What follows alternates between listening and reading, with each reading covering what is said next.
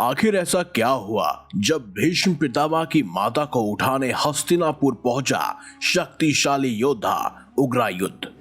वो आखिर कौन था उग्रायुध और वो कितना शक्तिशाली था? आप देख रहे हैं मिस्टीरियस हिंदू। तो चलिए अब करते हैं ज्ञान की बात। वीडियो में आगे बढ़ने से पहले हमारे चैनल को सब्सक्राइब अवश्य करें और बेल आइकन जरूर दबाएं। साथ ही कमेंट बॉक्स में जय श्री कृष्ण अवश्य लिखिएगा। महाभारत काल में भीष्म पितामह की भूमिका को नकारा नहीं जा सकता। भीष्म पितामह ने हस्तिनापुर की रक्षा करने के लिए आजीवन ब्रह्मचारी रहने की भीषण प्रतिज्ञा ली थी और खुद को हस्तिनापुर के राज सिंहासन का रक्षक घोषित किया था। कौरवों और पांडवों के जन्म से पहले ही उन्होंने हस्तिनापुर के कई सारे शत्रुओं को मौत के घाट उतार दिया था। बड़े से बड़े शक्तिशाली योद्धा और उनकी सेना भी देवव्रत भीष्म का सामना नहीं कर सकते थे। ऐसे ही एक शक्तिशाली और बलशाली राजा उग्रायुध ने एक बार पितामह भीष्म को ललकारते हुए उनकी माता सत्यवती को अगवा करने की चुनौती दे डाली। तो आखिर उसके बाद क्या हुआ? सौतेली माता पर बुरी नजर डालने वाले उग्रायुध का घमंड तोड़ने जब स्वयं भीष्म पितामह पहुंचे, तो आखिर कौन था उग्रायुध और क्यों वो सत्यवती को अगवा करना चाहता था? दरअसल इस घटना का वृत्तांत हरिवंश पुराण के हरिवंश पर्व अध्याय 20 में उल्लेखनीय है, जब युधिष्ठिर ने भीष्म पितामह से उग्रायुध के जन्म, वंश और उग्रयुग से उनकी शत्रुता के बारे में पूछा था और भीष्म पितामह ने उग्रायुध का संपूर्ण विवरण युधिष्ठिर को बताया था। दरअसल हरिवंश पुराण के अनुसार राजा अजमीर के पुत्र विद्वान राजा यवन के वंश में कृत के पुत्र पौरव नंदन के रूप में वीर उग्रायुध का जन्म हुआ था। उग्रायुध ने अपने पराक्रम से पांचाल के महान तेजस्वी नीप राजा को मार दिया था। बड़े होने पर बलवान होने के साथ साथ उग्रायुध दुष्ट स्वभाव वाले हो गए थे। उनका महान चक्र नीपों का संहार करने वाला था और लगातार युद्ध में विजय मिलने के बाद उग्रायुध का अभिमान लगातार बढ़ता चला गया। द्वापर युग में जिस समय राजा शांतनु की मृत्यु हुई थी, उस समय भीष्म पितामह उनके देह संस्कार के कार्यों में पूरा करने के लिए बिछाना लेकर बैठे हुए थे। उसी समय राजा उग्रायुध का एक दूत उग्रायुध का संदेश लेकर उनके पास आया। उस संदेश में लिखा था कि अगर भीष्म पितामह स्त्रियों में रत्न रूपी उनकी माता सत्यवती को उग्रायुध की भार्या बनाने के लिए उन्हें सौंप देंगे, तो वह उनके बदले में एक विशाल राज्य उन्हें अपार धन के साथ दे देंगे और खुद इस धरती पर गंधकाली को पाकर रत्नों के भागी हो जाएंगे।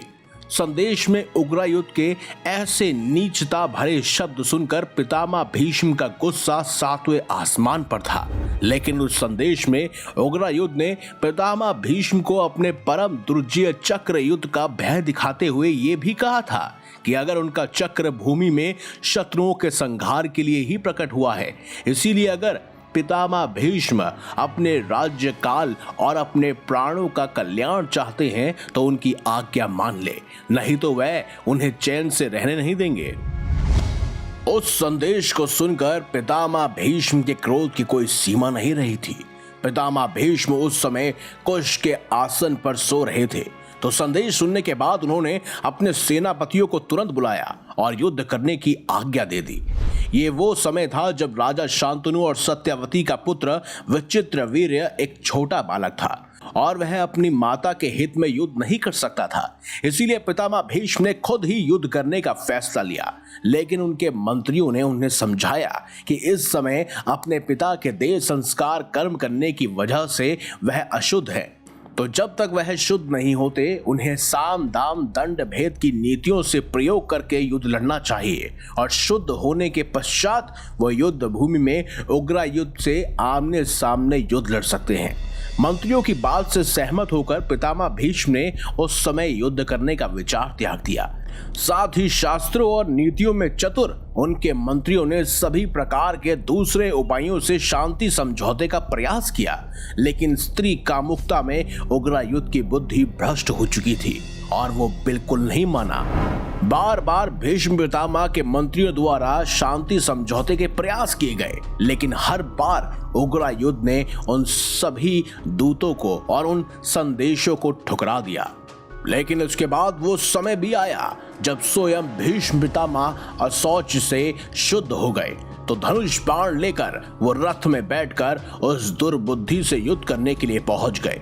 स्त्री की कामना और लालसा के चलते उग्रायुध का परम विजय चक्र का बल भी उस समय तक नष्ट हो चुका था, और संग्राम के दौरान जब 3 दिन तक भीष्म पितामह और उग्रायुध का युद्ध हुआ तो वह युद्ध बहुत ही भीषण था।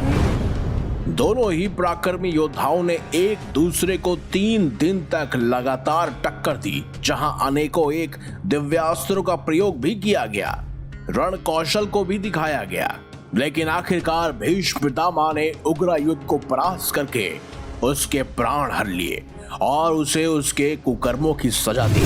कहते हैं उग्रायुध के मरने के बाद जिन नीपों को उसने हरा दिया था और उनका राज्य छीन लिया था, उन्होंने भी उसके राज्य पर आक्रमण किया, और द्रुपद के पिता ने भी उग्रायुध के राज्य पर आक्रमण करके अपना अधिकार वापस ले लिया।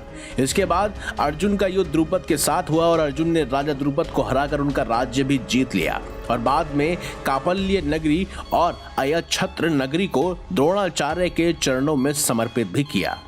इसका वृत्तांत महाभारत में भी हमें देखने को मिलता है, जहां पर स्वयं भीष्म पितामह से गुरु द्रोणाचार्य ने दक्षिणा के रूप में पांडवों और कौरवों से उनके सबसे घनिष्ठ मित्र राजा द्रुपद को हराकर उसके सिंहासन और उसके राज्य को जीतने की ख्वाहिश पेशकश की थी, और जिसे कौरव पूरा नहीं कर पाए लेकिन सिर्फ और सिर्फ अर्जुन पूरा कर पाया, और जिसके बाद अर्जुन ने उनके चरणों में वो नगरी समर्पित कर दी, जिसे गुरु द्रोणाचार्य ने वापस राजा द्रुपद को लौटा दिया।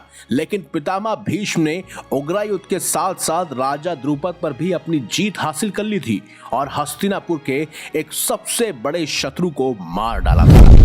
आशा करते हैं कि उग्रायुध के बारे में ये एक संपूर्ण जानकारी आपको बेहद ही पसंद आई होगी।